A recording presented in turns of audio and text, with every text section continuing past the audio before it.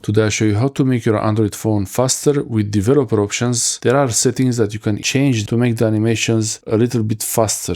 So these are the animations as you see them. Now I open the settings app and you see how the settings app is opening. First, you can search for developer options in the settings. If you don't have developer options, I have a video to show you how to enable that. On my Android phone, I go to system and then under system, there is developer options. This might be a little bit different on your phone. Here in developer options, look for animation settings. This is the duration of each animation when you're minimizing windows. You have to look for something that has 1x in the value like this. Window animation scale, transition animation scale, animator duration scale.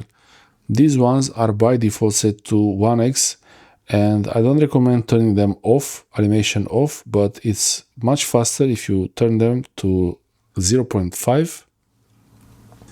So now you see the animation feels a little bit faster only by changing those settings with developer options. Thanks for watching.